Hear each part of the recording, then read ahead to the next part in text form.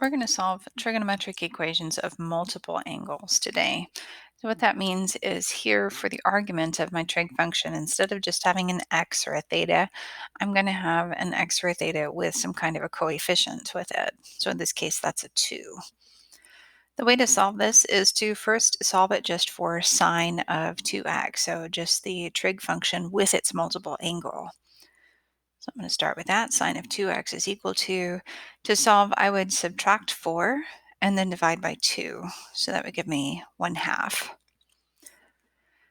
Now I'm going to solve this as if it said sine of x is equal to 1/2 on the interval from 0 to 2 pi. But instead of writing just x, I'm going to write 2x, of course.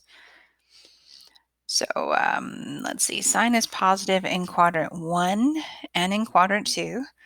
And sine is 1/2 when the reference angle is pi over 6. So in quadrant 1, that would be pi over 6. And in quadrant 2, that would be 5 pi over 6.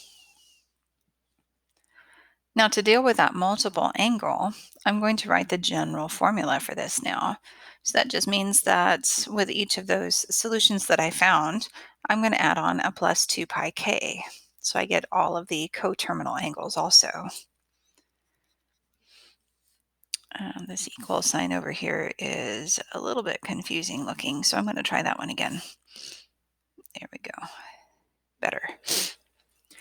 Okay, so now I'm going to solve each of these equations for x, which means I have to get rid of that 2. 2x means 2 times x, so to get rid of the 2, I would have to divide everything by 2. And I'm going to do that on both of these, of course. So 2x divided by 2, of course, is just x. Pi over 6 divided by 2, dividing by 2 is the same as multiplying by 1/2. So that may be a little bit easier to deal with if you think of it as pi over 6 times 1/2. That'd be pi over 12. And then 2 pi k divided by 2 would be just pi k. Now for the second one there, 5 pi over 6, again, dividing by 2 would be the same as multiplying by 1/2. So 5 pi over 6 times 1/2 would be 5 pi over 12.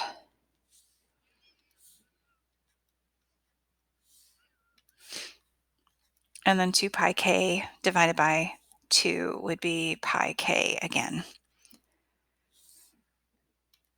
Okay, now I've got a general formula for all of the solutions for this equation.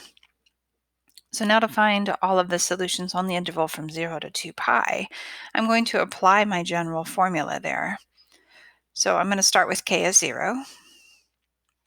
If k is 0 and I use the first one here, then I get pi over 12.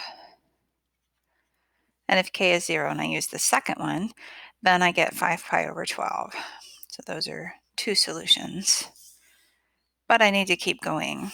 So now I'm going to let k be 1. If I put in k as 1 in this one, it says that x would be pi over 12 plus pi. So to add pi to pi over 12, that would be 12 pi over 12. So that would give me 13 pi over 12.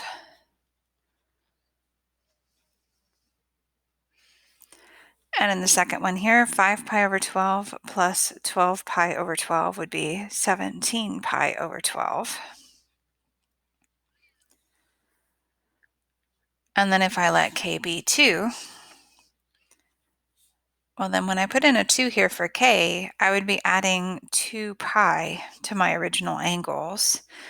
And I want only solutions on the interval from 0 to 2 pi. So if I add 2 pi to something, that's going to make it larger than 2 pi. So k value of 2 is going to be outside the interval that I need. So that means this one has 4 solutions on the given interval there. So I'm going to write that down. Pi over 12, 5 pi over 12, 13 pi over 12, and 17 pi over 12.